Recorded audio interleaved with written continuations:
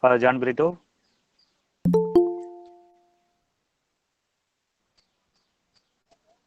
Father John Brito.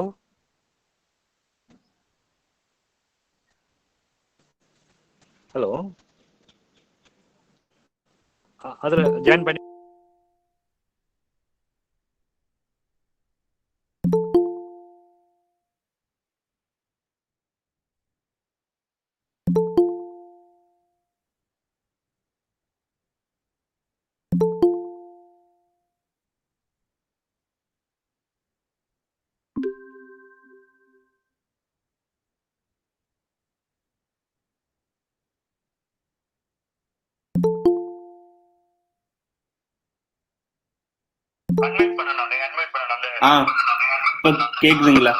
கேக்குதுங்களா? Can you hear me? You can yes, hear sir. me. Yes, Okay. sir. Yes, sir. Be able to hear you. Okay, so good morning, everyone. Thank you, sir. Thank you for joining us. Yeah. Let's start our session.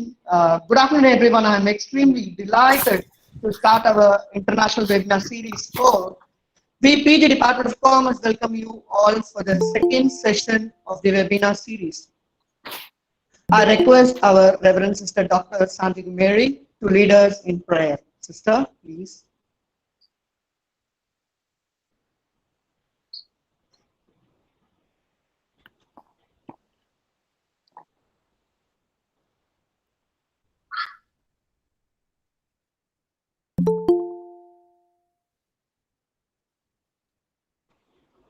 Sister. A day without prayer is a day without blessing, and a life without prayer is a life without power. Almighty, our loving Father, we wholeheartedly praise and thank you for this precious day. Thank you, Lord, for gathering all of us once again for the second session of this international webinar. We ask you to bless all our participants, especially our principal, vice principals, staff members, and head of the department, Reverend Father Dr. Adikilasamy. We also ask you to bless your blessings who is going to enrich and enlighten all our young minds. Thank you, the Department of Commerce, who are willing to organize this program for the welfare of our students' community. Bless them, Lord. Give them good health and mind and body, so that they may be able to continue their service for the growth of whole humanity in this world. For this we ask through Christ our Lord. Amen. We wholeheartedly thank our administrative sister for joining us. Thank you, sister. Thank you so much.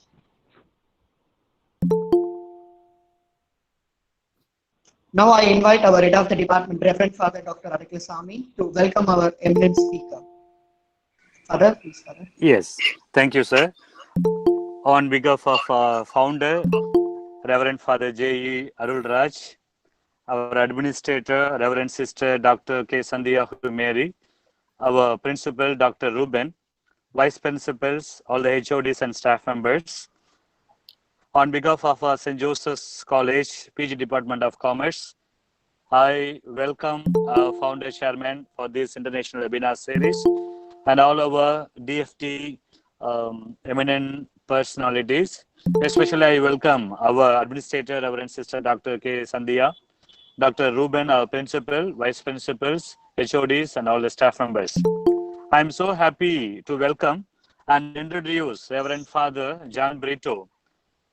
He is from the Diocese of Vellore, and he hailed in the village of Elayangani, and he is ordained for the Diocese of Varanasi, and now he is there in Austria. He did his Hindi literature from Agra University in Uttar Pradesh. After that, he finished his Master of English Literature from Jaunpur University, Uttar Pradesh. Our father, Reverend Father Brito, has done his theology from St. Charles Seminary, Nagpur, and it was affiliated from Angelicum University, Rome. Then further, he did his research in Masters in Theology and Religious Studies from the Catholic University of Leuven, Belgium. Now, presently, Father is doing his doctoral studies in theology from the University of Vienna, Austria. When I approached him, he happily accepted our invitation, and he is happy to deliver his speech on business ethics and the notion of justice today. Now, during this pandemic period, everywhere we can see the notion of money, power, and politics. In America, recently we came across the racism. So the whole world was fighting for them. So if he asks if there is justice between the human beings, it is a great question mark. Recently in Tamil Nadu also, and two shopkeeper and another, the father and son was killed by the police people. When we speak about ethics, moral in business, it's a question mark. When we speak about justice in the world, it's a question mark. So this is the right time to reflect and meditate the business ethics and the notion of justice. So when I was planning who can call or who is the eminent person for this topic, so immediately Father came to my mind, and I approached him, and he happily accepted our invitation, and he is with us. So on behalf of management, I welcome dear Father Brito, and from his small age, I know him very well, and he is our lovable brother. His brother priest also studied with me, and we were very good friends, and we love him so much, and he was very energetic and enthusiastic priest, and he is doing so much for the people and for the world. So now he is doing a doctorate in theology from the University of Vienna, Austria. We are happy, Father, to have you as a resource person. Welcome you, Father. And now I hand over the session to you, and please accept our invitation, and we welcome you, Father. Thank you so much. God bless you, Father. Thank you for the adeculum. So as he has just said, I know him from a very younger age. So he's my brother's friend. Also a few times. So I know him very well. So as he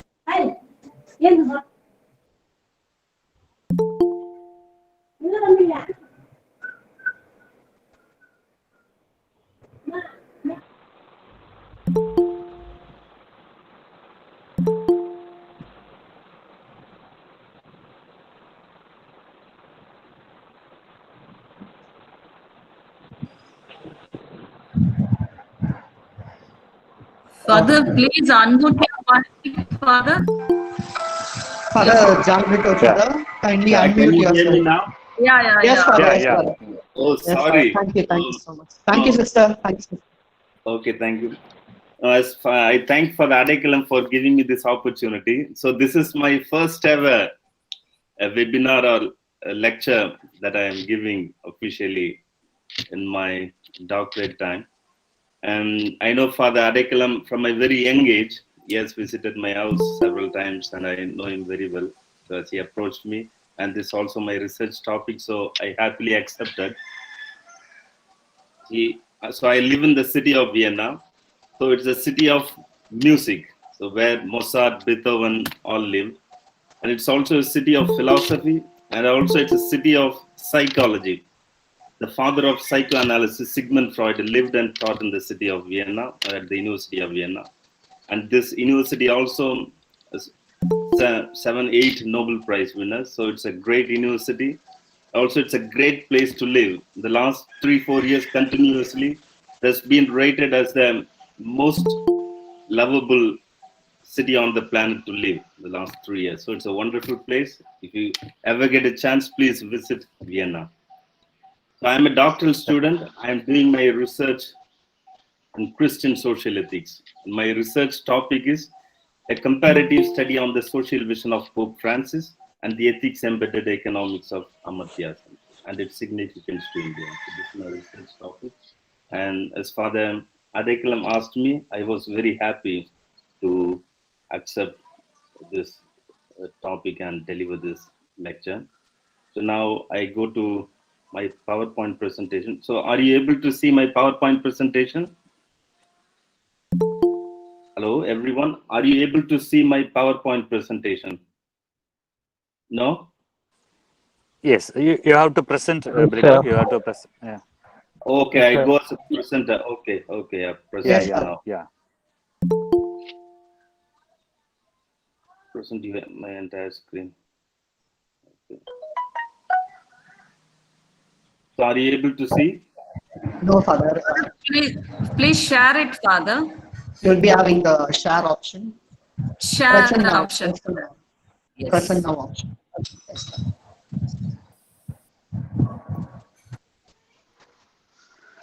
So we're able to find the Father, present option. triple dot is available, right? Yeah, now? A triple dot, go to like switch camera to present screen. Yeah. Yes, Father. Yes, Father. Now we are in the present. Yes. So Okay. you are able to see the screen? Yes, sir. Yes, Father. Yeah. Yes, Okay. Father. Yes. So this is Thank you, Father. business ethics and the notion of justice today. See, what is business ethics? See, business ethics refers to implementing appropriate business policies and practices with regard to arguably the controversial subjects, because the practice which everyone accepts, that all agree to it, so we need not to have guidelines. So only those controversial practices, for example, when you talk about bioethics,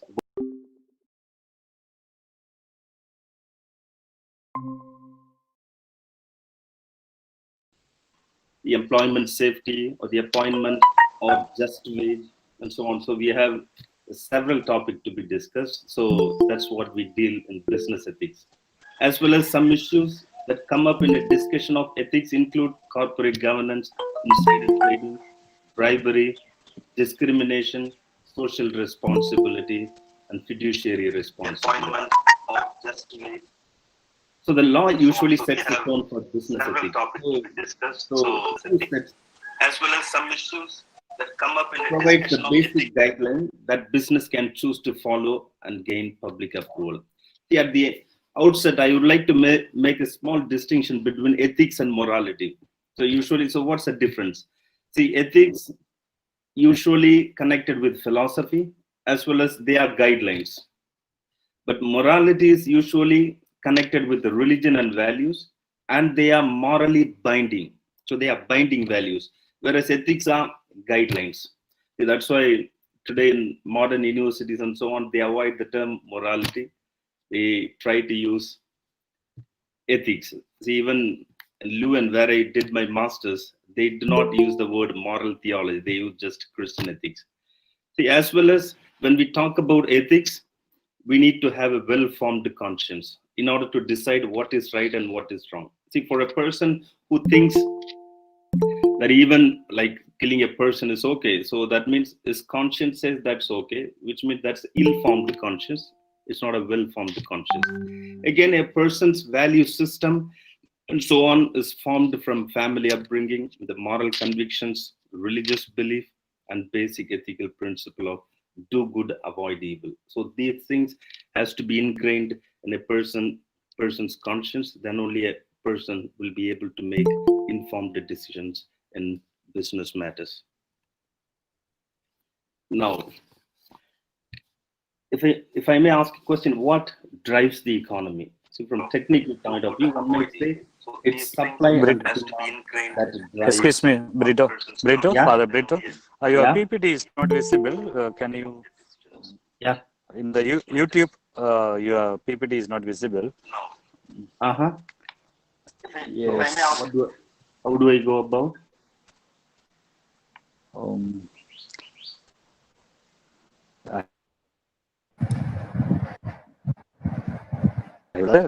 John Brito, Father. Yeah. It's like No, Father, please share it, Father. Go to the option, share and click it, Father. 1 minute. See, resume presentation but here it's already, the screen is shared. It shows.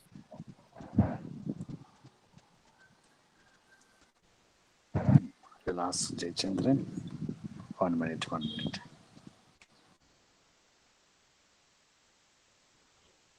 Present now. Shows your entire screen. So that's what.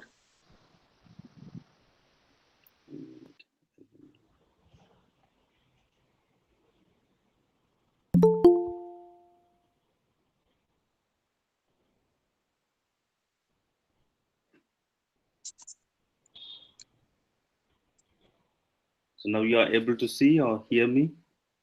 No, Father. No, Father. Go for the presentation. Yes, Father. Please click on the John Brito, sir, presentation. Presenting to everyone. Okay, now you are able to see? Yes, Father. Yes, Can you Father. maximize it, Father? Can you maximize it, Father? Yeah. Yes. So Thank you are able to see and hear me both? Yes, Father. Okay. See, what drives the economy? So from technical point of view, one might say it's a supply and demand that drives the economy. So what drives a person to do business? It's desire, it's greed for money. What is that? In the past years, even giving credit for interest was considered to be evil, a bad thing, even from the scriptures, from the Bible and so on, it is considered to be evil. But now that's a basic principle of banking, giving money for interest. See, Adam Smith, who's a father of modern economics, is a moral philosopher from Scotland. He wrote in the most famous book, which set the grounding for modern economics, an inquiry into the nature and causes of the wealth of nations. So it has 2 volumes.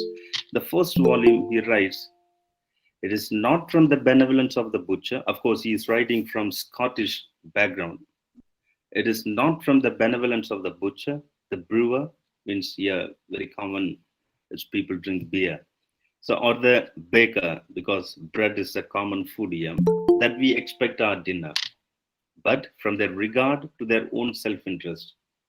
See, all these people, why the butcher sells meat, the brewer sells any drink, or the baker sells bread, not because they want to do some kind of social service, but it's all because of their own interest. They want to sell these things and make money so that they can fend for themselves as well as they can feed their family.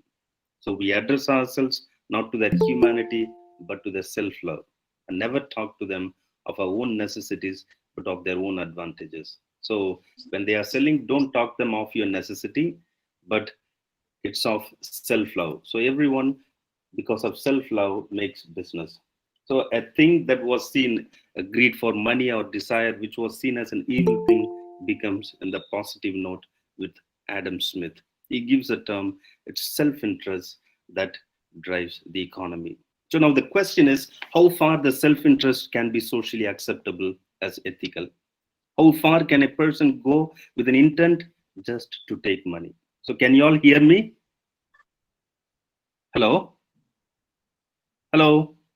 Yes, Father. Yes, Yes. yes, yes, yes, Father. You can hear Yes, me? Father. Yes, Father. Yeah. And between, I am just confirming it. Otherwise, I'll be just talking in the air. So nobody hears me. Yeah. So now, so the unobservable market force that helps the demand and supply of goods in a free market to reach the equilibrium automatically is the invisible hand. So here, again, he just talks about self-interest. Now, who controls this market? See, if everyone says it's just because everyone's self-interest that we do transaction, economic transaction, who controls? So here, Adam Smith uses the device of the invisible hand. He said there is an invisible hand, maybe it's God's hand or somebody hand that is guiding us through the market force. Of course, so this phrase was introduced by Adam Smith in his book. It's an inquiry, or it's famously called The Wealth of Nations. So it's a small book. The original book is 2 volumes, a big thicker books, but you can get it into a smaller novel like The Wealth of Nations. He explained that an economy will comparatively work and function well if the government will leave the people alone to buy and sell freely among themselves. See, from the Indian context, it's always the government interfering. But whereas in capitalist free market in the West, so they say minimum government. It's always the government should be very less interfering in all our affairs. Adam Smith suggested that if people were allowed to trade freely, self-interested traders present in the market would compete with each other, leading markets towards a positive output with the help of the invisible hand. So he focused on the interested people with the guidance of invisible hand.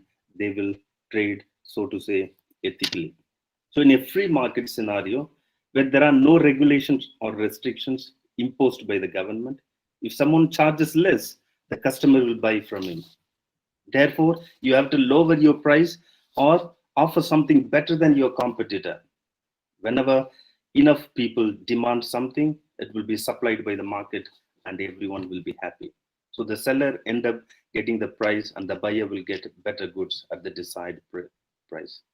So this is the modern economic grounding that began with Adam Smith. So he was not even an economist, he was a moral philosopher, but he wrote the grounding principles or inquired the grounding principles for the nature and causes of the wealth of nations. It seems quite interesting today for us, but what's happening today in reality? Especially in Indian context, if one might talk, if the government does not interfere in many aspects and set norms, mafias, everywhere mafias occupying various things, and only few, already in the Indian context, when we see, it's few people who hold the entire business in the country. 4 or 5 people hold the entire country or control the entire country's business. Is it good for our country, good for the people? Today, many enterprises engage in unethical business practices, sometimes even putting people's lives at risk. So here it is that we need to talk about business ethics, that business practices are carried out ethically for the well-being of everyone. So now we are going to see 2 case analysis studies, say which is an epitome, or we can discuss from several point of view the various complexities of a business. See, on March 3, 1974, the rear cargo door of a Turkish Airlines DC-10 blew open minutes after takeoff from Paris, killing all 347 persons aboard. So this case study offers material for a sustained inquiry into every level of ethical responsibility, reflecting the rich ethical complexity of actual events. So just to give you a background, see, today in the world, there are 2 aircraft manufacturing companies. There are the 2 biggest, the dominating the aviation industry. One is Boeing in the US and Airbus in Europe. It's a conglomeration of many companies. But prior to 1970s and so on, there were many companies competing each other. So there was a great competition. And one company that was in competition also is called McDonnell Douglas.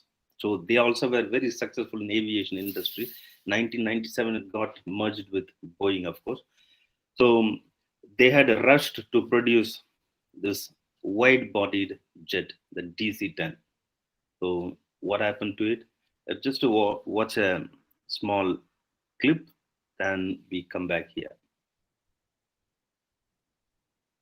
Just for a few minutes, maybe we'll not watch it fully. We will just watch it for.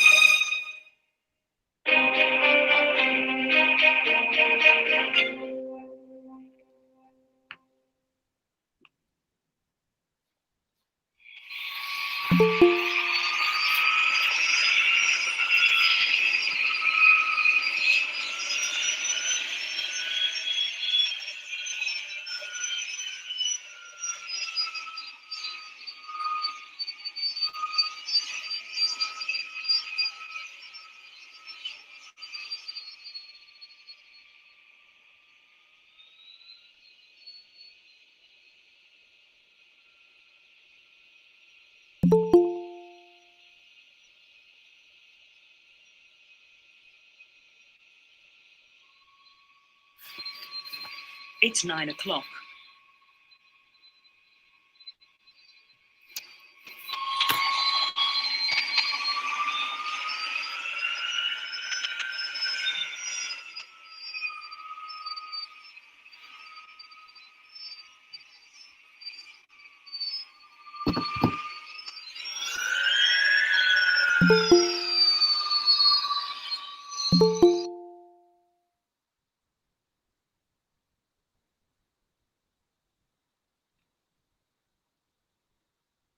Were you able to see the video or no? Hi everyone. Yes, Father. Be able to see that. Yes, You were able to see the video? yes, Father. Yes, Father. Yes. Okay. So I'm just confirming it. Otherwise, no. Just okay.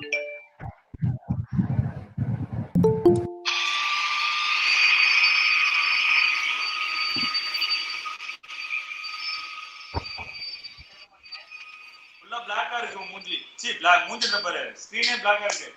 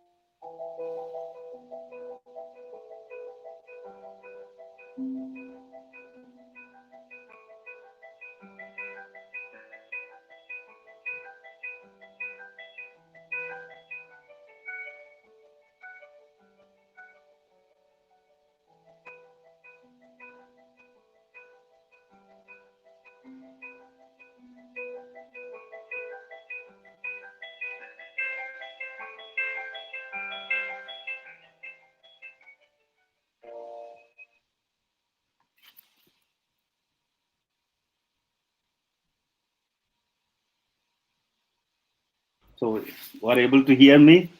Yes, Father. Yes, Father. So, the cause of the crash was attributed to basic design flaws, including the latch and the lock mechanism of the rear cargo door. See, the tragedy of the disaster was made all the worse when it was discovered that senior engineers were aware of the design flaws in the rear cargo doors and even attempted to warn management of the immediate dangers if nothing was done to repair the problems. Most noteworthy in the case was that the seeming negligence on the part of both managers and regulators to act on the problem, given an identical incident some months ago when the rear cargo door blew open on another DC-10 over Windsor, Ontario.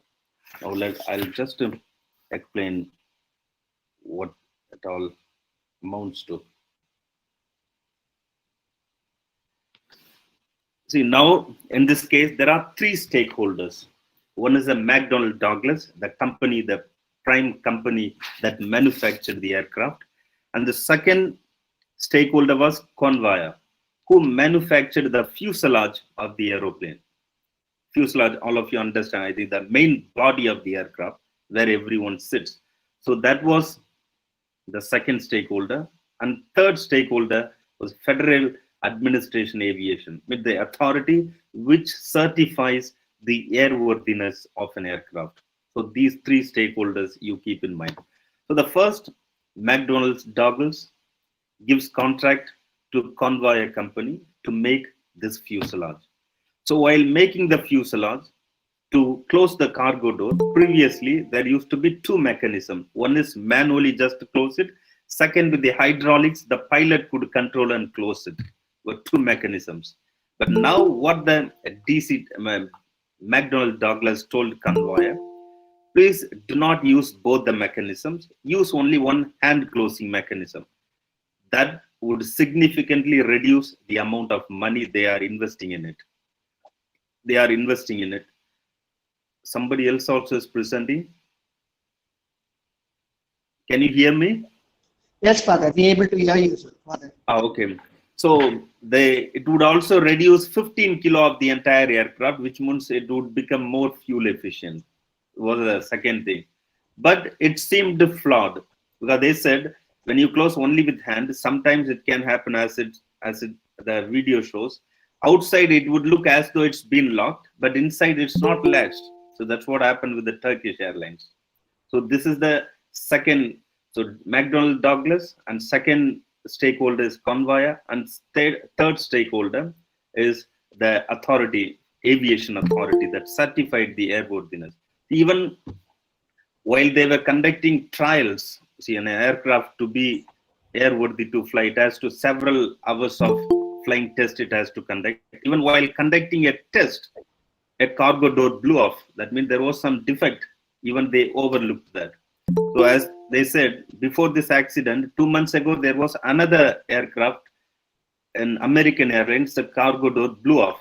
But when that case came to the aviation authorities, the McDonnell Douglas company said, please do not publish it outside as it's a defect. Our company reputation will go up. So they arrived at a gentleman's agreement, or what they call gentleman's agreement.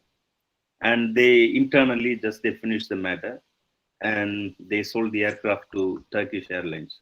And around 340 people died. So now who should be held responsible for this entire disaster? See, so many people died and their lives. Who should be held responsible? You think the McDonnell Douglas, or Convoy, or the FAA, the Federal Aviation Authority? I would say all the gravity of committing this crime. I think all the three should be held responsible. The Convoy, which made the fuselage, gave a report even to McDonnell Douglas saying that it's unfit to fly. But they had no obligation legally to complain to the Federal Aviation Authority. But morally, they did have obligation to inform us. What happened? They wanted to save few $1,000s, but in a lawsuit, they ended up paying 18 million US dollars. And 1997, they had great financial difficulty, and now even the company doesn't exist. That's why business ethical business practice is always better in the longer run for the individuals, for the company, and for the society at large. If they acted ethically and fixed that problem, they would not have lost the $18 million in 1975. That was such a big amount. So it's always good to have ethical business practices in the long run, and that's what would help us. I would like to just analyze another case study, the Ford Motors controversy. You know, Ford Motors is the second largest automobile manufacturing company in the US, and it was, of course, founded in the US. Now they are there all over the world. Now, during the fall leading in 2018, Ford Motor Company receiving the word about 17 instances of occurrences where the pretensiousness inside the seatbelt mechanism caused fire in the line of F-series pickup trucks. So they have specific pickup trucks, F-series, that's very famous, popular in the US. They are huge cars, and there was fire in the seatbelt mechanism. So when the small explosion takes place in the seatbelt mechanism, a gas is released, and this gas has potential to ignite from high static and friction of the seatbelt, retracting and locking in place. So this potential risk, fire risk, is because of insulation and carpet-like material in the door and the seatbelt area, which is inflammable, which can burn easily. As a result, Ford had to issue a recall totaling about 2 million F-series pickup trucks from the years 2015 to 2018. The 2 million trucks will result in the loss of approximately 140 million in capital for Ford. The Ford has spent $140 million. This recall affected 1.62 million US vehicles and 340,000 in Canada and 37,000 in Mexico. So almost 2 million vehicles were affected recall. So the Ford's action appreciable, practical, and ethical, or the call was unnecessary. See, because just 17 instances in 2 million vehicles. Yeah, the mishap was tiny in comparison to the number of vehicles, 17, 2 million. So what should have Ford done? What do you think, each of you watching this talk, what do you think Ford should have done? How do different people would react to this situation?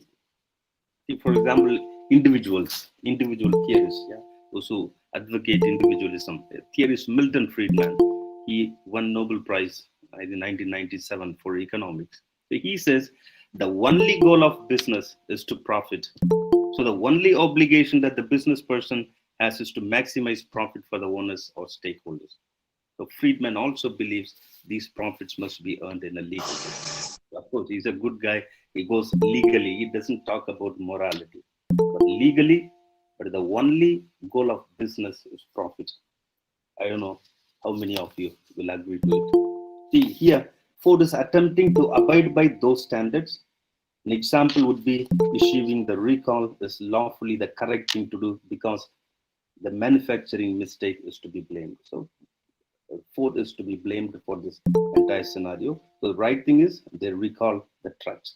So therefore, Ford is law-abiding in the situation. But are they profiting for the company? Because he says the only goal of business is profit, but is this profiting? The answer is no. Issuing a recall is a dramatic loss of capital. See, Frieden Miltman is a staunch advocate of capitalism. So he talks in terms of capital. So it can be seen by the stakeholders or the public as a social responsibility issuing the recall. So Ford's action taken by issuing a recall have helped them in the longer run. Customers being happy, they will not have to pay for a mistake in manufacturing. So it's like, so he says in the long run, doing a legal thing or right thing would help the business. But whatever he says about the goal of business, I don't know, as an individual, as a Christian social ethicist, I would not accept. And I don't know, all of you watching here, what would be your idea about it? And secondly, what would an utilitarian say about this case? See, utilitarianism is a family of consequentialist ethical theories that promote actions that maximize happiness and well-being for the affected individual. So here the utilitarians would say this case is viewed by utilitarian in the sense that they are trying to right the wrongs. So a mistake in manufacturing should not lead to the total decline of the business. But as a result, Ford made the rational choice of issuing the recall because it will lead to better things in the future. So maximizing happiness in future. So now and future. The bad things have already arrived. So the only thing the utilitarian can do is accept the problem and do what will lead to better future. So therefore, Ford's actions in this cause can be determined to have minor utilitarian traits. So what would a Kantian would say? I hope all of you know Immanuel Kant, a great philosopher from Germany who lived in 1700s. He is most famous for giving the definition of what is enlightenment. If you would like to hear it. So for him, enlightenment is about thinking for oneself rather than letting others to think for you. So it's a great definition of enlightenment. And he's also famous for making the dictatum, the making rational choices. So he was a great philosopher. At this time, he dominated the entire world, German world and the entire world, the philosophical world. So make rational choice. So what would a Kantian say? A Kantian would view the situation and make two assumptions. One is we need to respect our customers' needs.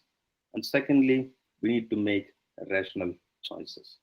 So in this context, so it's a rational choices for the Ford was to recall and fix them up. And so they did. So it's a right thing for Kantian. So what would a virtue ethicist say? See, virtue ethics is a normative ethical theory which emphasize virtues of mind, character, and sense of honesty.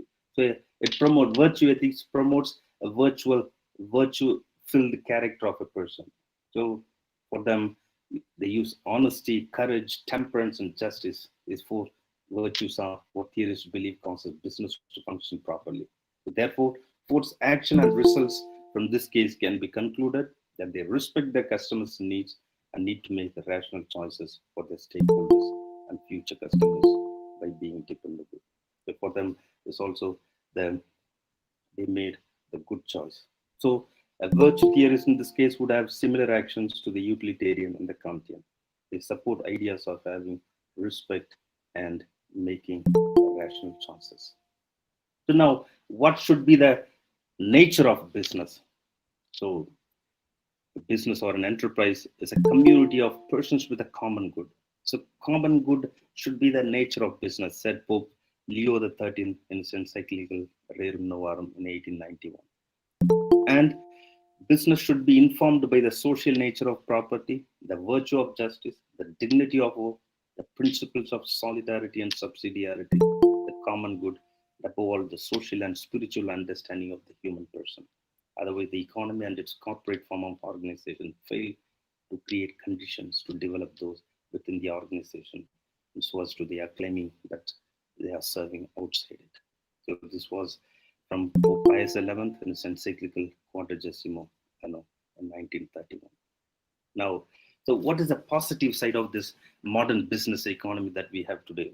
So Pope John Paul II has said, see, the business organization that we have give a chance to develop as personally the economic sphere, just as people develop in political, cultural, and religious spheres.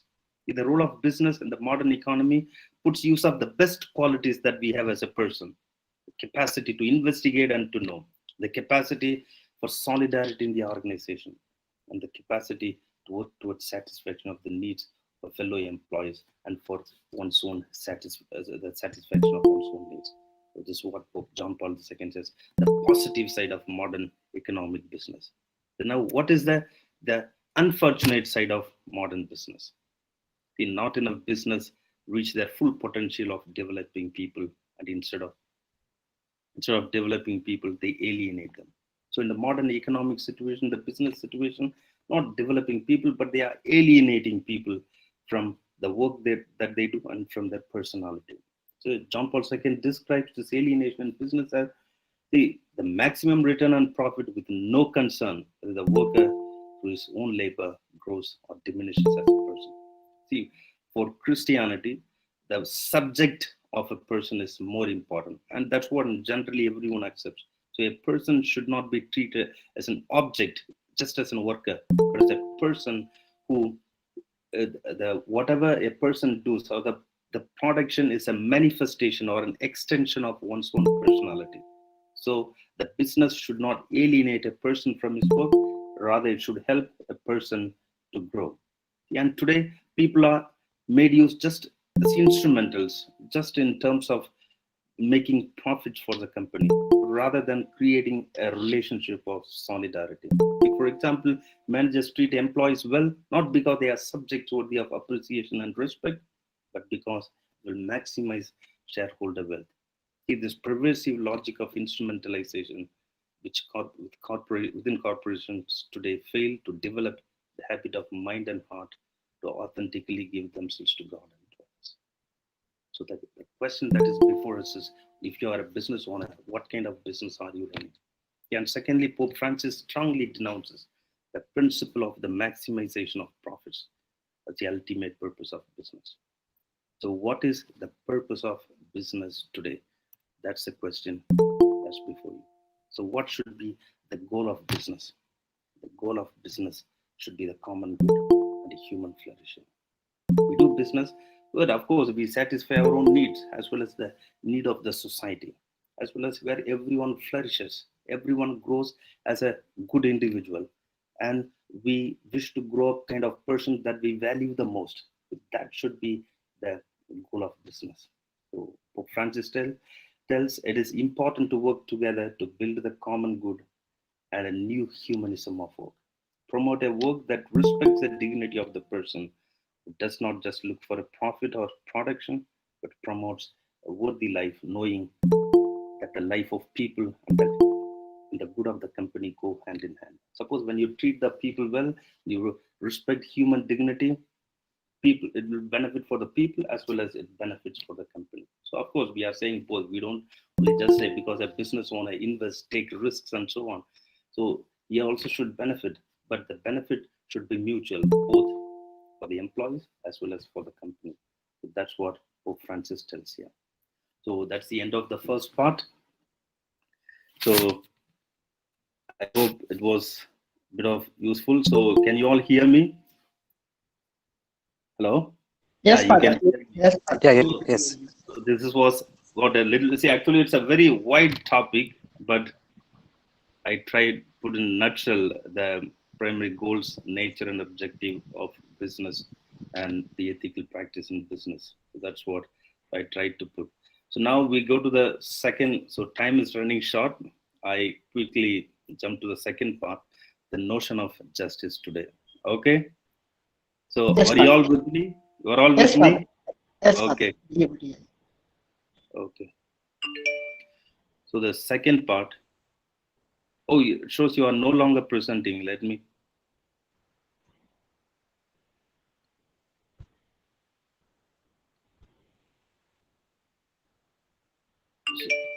Okay. So are you able to see my screen? Yes, Father. Okay. So the notion of justice today. So what is justice? See, justice is one of the most important moral and political concepts. So the word comes from the Latin word jus or use, you may read it, meaning right or law. The Aristotle says justice consists in what is lawful and fair. So with fairness involving equitable distributions and the correction of what is inequitable. So it's affirmative actions. With this affirmative actions, we can one example in India is the quota system that we have everywhere in jobs and educational institutions. So what is unequal, we are trying to make it equal through affirmative actions. So one of the most famous definition was given by Thomas Aquinas in his most famous book called the Summa Theology. For those who do not know who is Thomas Aquinas, he's a saint in the Catholic Church. Also, he was very remarkable Catholic theologian and a philosopher.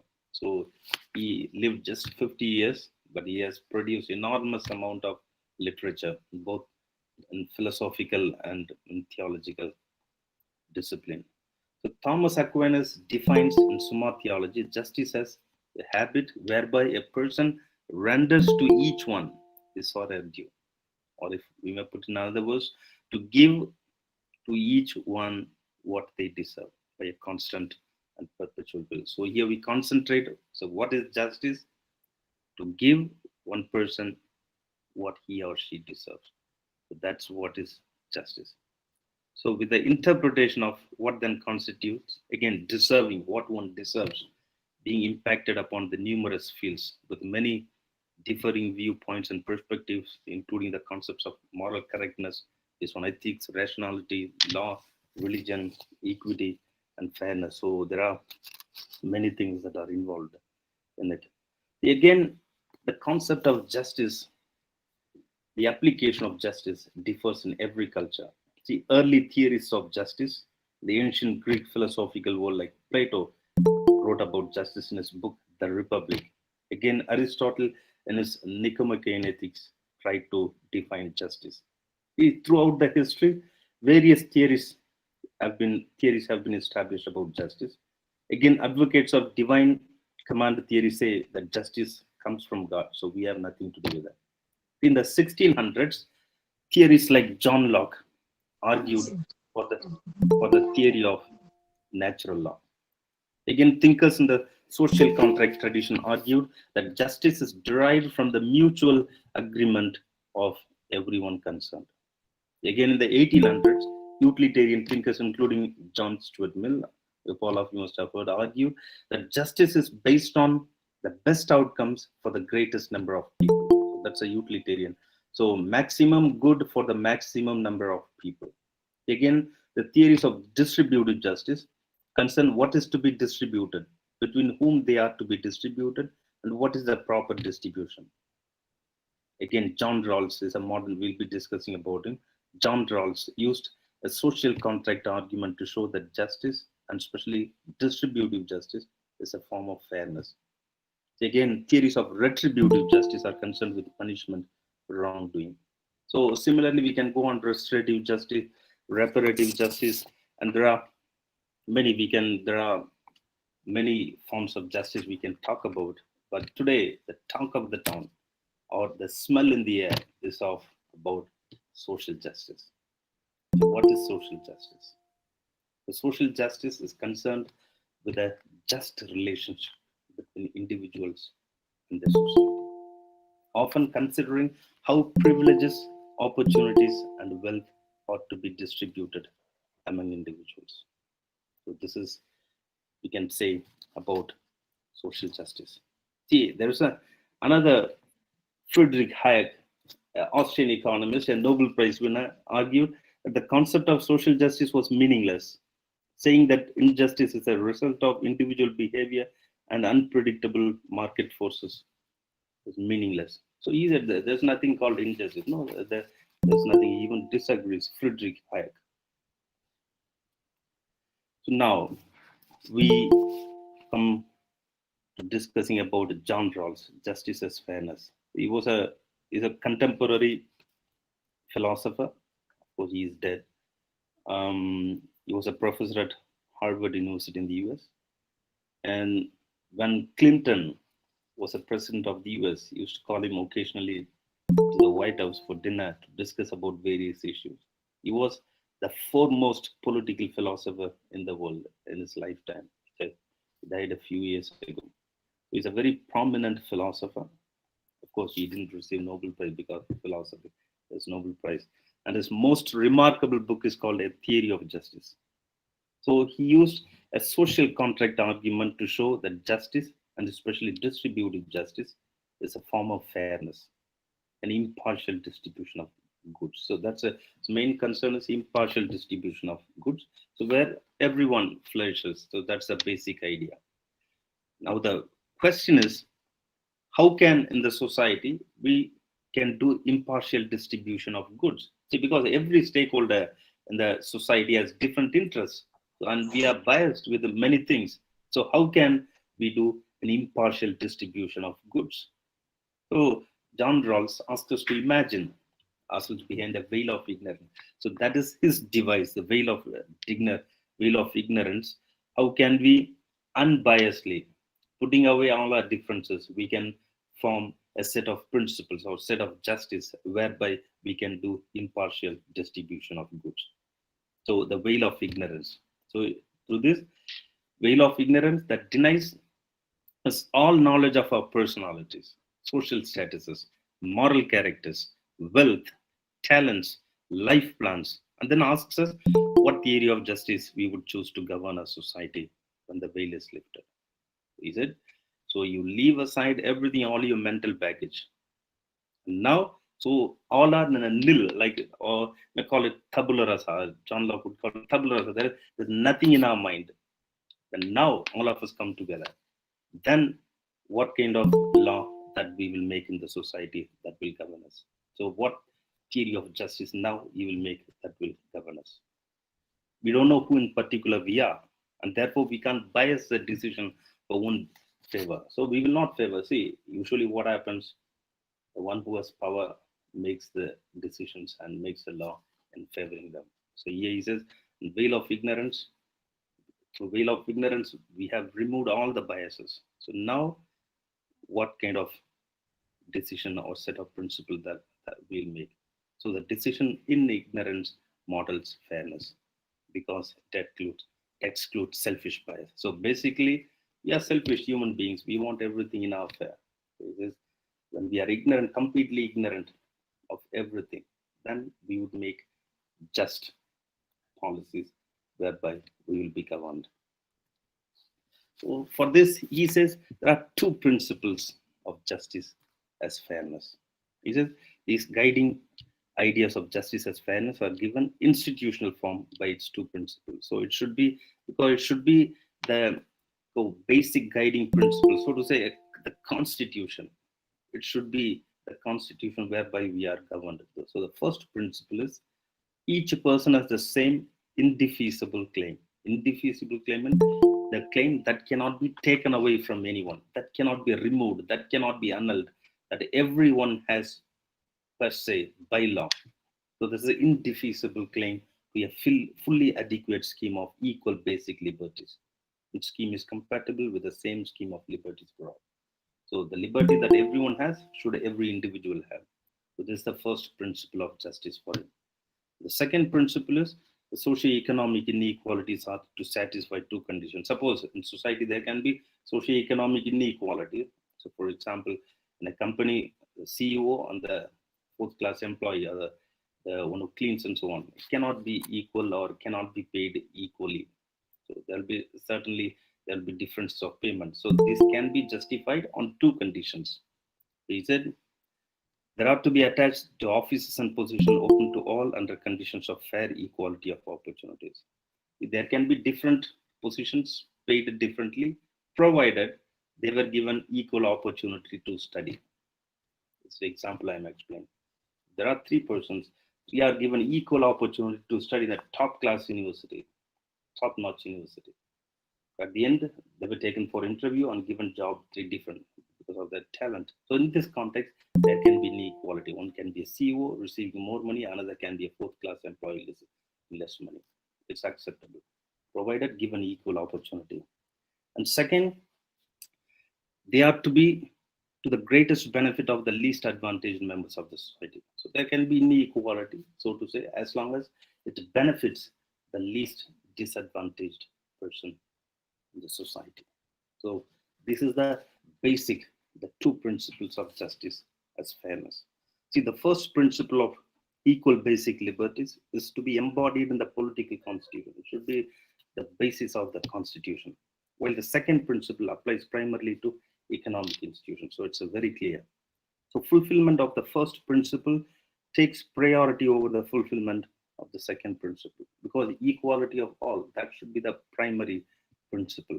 And within the second principle, fair equality of opportunity takes priority of difference of people. So equality of opportunity is primary when it comes to the difference of people that exist in society. So I can explain it more, but we are running short of time, so I cut it short here. So that was about, so we are only going to talk about two philosophers who defined justice in modern time. The first one was, just talk about John Rawls, and the second one, Amartya Sen.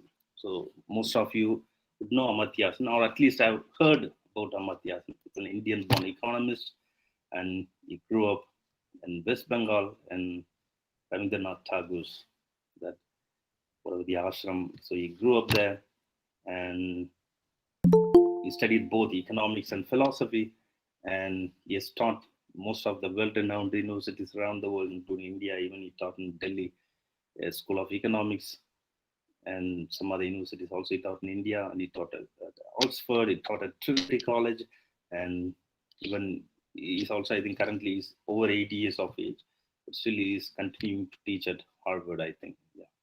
So he's a foremost philosopher and an economist of current time. Of course, he has won Nobel Prize for economics.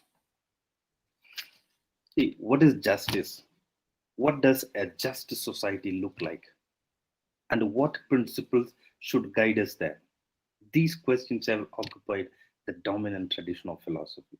Everyone agrees, yeah? Led by Thomas Hobbes, John Locke, Jean-Jacques Rousseau, or Immanuel Kant, and among contemporary philosophers like John Rawls or Robert Nozick, all have asked, what is justice?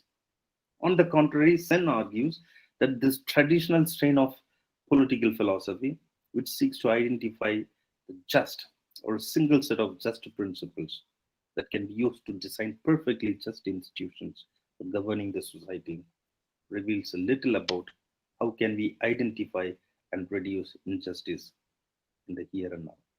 See, for Amartya Sen, he has no concern. See, in his famous book, The Idea of Justice, I was trying to look through what's the definition that he gives. He has not given any definition. His only concern is how can we identify injustice? How can we identify injustice and remove them? So that is his thing. So Sen developed his justice theory both comparative and realizations oriented instead of a transcendental institution. So for him, it does not produce an ideal justice, a platonic concept of justice existing somewhere and where we can never know. For him, justice is comparative. As an alternative to Rawls' veil of ignorance, Sen chose the thought experiment of an impartial spectator on the basis of his theory of justice. So he also stressed the importance of public discussion and a focus on people's capabilities, including the notion of universal human rights, evaluating various states with regard to justice. So for him, public discussion is the most important thing. Because when you discuss in public forum, we arrive at what is good for everyone. See, and Sen makes a radical breakaway the traditional notion of homo economicus or rational economic man is motivated by mainly self-interest. We are not merely motivated by self-interest alone, because we saw Adam Smith telling it's self-interest that drives the economy. See, Sen articulates in the book, in the introduction to his book, The Idea of Justice, that the strong perception of manifest injustice applies to adult human beings as well as to children. See, when we see something injustice happening, we really tell, whether it's small kids in the family, you often hear the thing, it's unfair. A small kid saying, yeah, it's not correct. So that means adults or children both have a strong sense of justice. So it's what moves us reasonably enough. It's not the realization that the world falls short of being completely just, which few of us expect, but there are clearly remediable injustices around us which we can eliminate. So everyone, we know by some kind of intuition that injustice exists, we can eliminate it. Everyone is aware of the bribery that's happening in India or any corruption that's happening in India. We are aware that the injustice can be eliminated. We have a strong sense that children or adults, everyone. See, one of Sen's main arguments is that the project of social justice should not be evaluated in binary terms, either achieved or not. So we should never say it's justice is achieved, just it's injustice exists. No, we should not do it in binary terms. Rather, but rather, he claims that justice should be understood as existing to a matter of degree. So justice do exist in the society in a small matter. It could be in varying degree, but it does exist. But so in the continuing process, how can we remove injustice? So that is our main concern here. So in conclusion, because it's already we have overshot the time. So in conclusion, everyone agrees there is a need to reanimate the economy. That means it's not only should be profit oriented, but it should be value embedded with the values, and respect for human persons, respect for work. All these values should come into the economy. Another thing is today what we see is the enormous wealth. One side we see the enormous wealth, and the other side appalling poverty. You'd be surprised to hear the most expensive residential apartment in the world. You would be wrong if you thought it's a Buckingham Palace or it's in the United States or Bill Gates is holding. No, it's in India, the Antalya, the 27-story building of Anil Ambani. That is the most luxurious apartment in the world, and it stands amidst the slum, nearby slum. So do you not think it's a scandal in this society where people plunge themselves in luxury and wash their face with the rose water? Another side, they do not have even a single square of meal. That's what our modern business has led to. See, what's poverty? You tell me what poverty is: hunger, poverty is lack of shelter, poverty is being sick, not being able to see a doctor, poverty is not having access to school and not knowing how to read, poverty is not having a job, is fear for the future, living one day at a time. Poverty is losing a child to illness brought about by unclean water. So poverty is powerlessness, lack of representation, lack of freedom. Definition, the World Bank. So this modern business must help us to eradicate poverty, because poverty pushes, it dehumanizes, it takes away the human dignity. So today, wherever any violence happens or any unjust situation that you see, do not think it's not happening to you. If you do not protect others or raise your voice against the injustice, be sure tomorrow there will be no one left to protect you or to raise voice against the injustice that's happening against you. So I sincerely thank Father Adeklasammy for giving me this opportunity. So Father, I sincerely thank you, and as well as I thank all of you for patiently listening to me. I hope this talk was of little use for all of you. Thank you. Thank you, Father. Thank you for your wonderful talk on business ethics. And we have one question for you, Father. Yeah. Can we, Father? Yeah. Today's business ethical gives importance only for the money earning or developing the industries, companies, etc. Yeah, see, that's the thing that we are talking about. So profit or the business organizations alone should not be the focus. So it should be both. See, one side we agree that they have taken risk, they have invested a big amount of money and so on. So we do acknowledge and accept that factor, but that fact, that's not the factor to justify not treating the employee well or paying them less.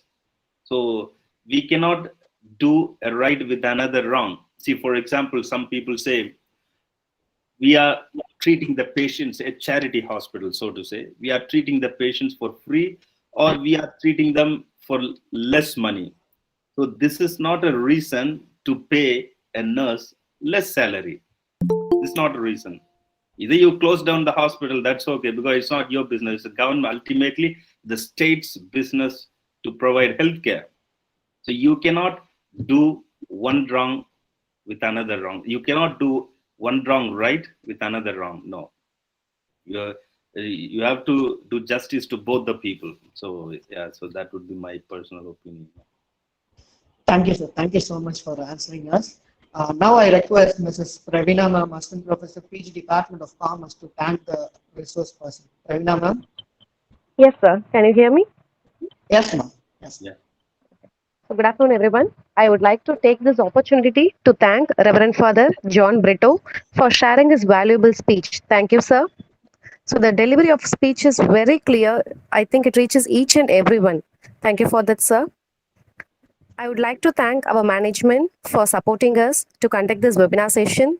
I would like to thank our sister, Reverend Sister Dr. K. Sandhya, our principal, Dr. R. Ruben, our vice principals, Mrs. Shamla Alexander and Mrs. Vijayalakshmi, and our father, who have chosen the best speaker for this topic.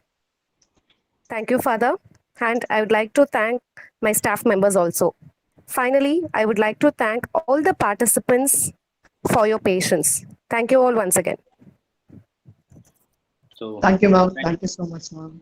thank you everyone for patiently listening to me, and I thank for Adekala Sam for giving this opportunity. Thanks Thank to you all for of you. that. Thank you. Thank you so much. Thank you. So visit Vienna whenever you get the opportunity. It's a wonderful city. Sure. Okay. Okay. Thank you. Bye.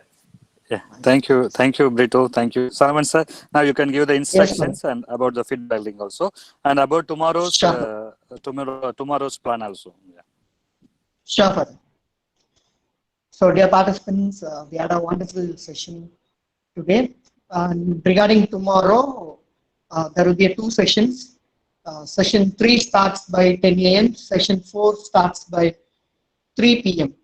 So, the first session of the tomorrow's first session topic will be set your clock to study the practical cognitive in the field of education will be the topic, which will be starts at 10 a.m. Regarding today's session, we already pasted the feedback form in the chat box, and it will be active only for 15 minutes. So kindly fill your feedback forms as soon as possible. It will be active only for 15 minutes. Regarding if you have any problem regarding the previous session feedback link, you didn't receive your certificate, kindly send us email. We will give a better solution for your issues. So please mail us. I'm providing the email address also now.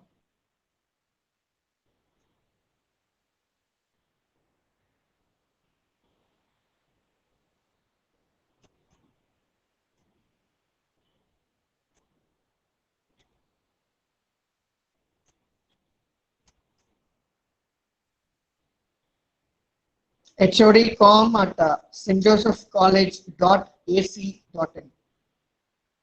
So I'm pasting that in the chat box. If you didn't receive your first session certificate,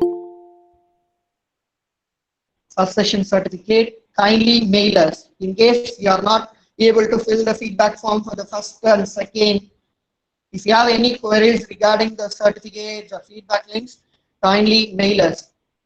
I post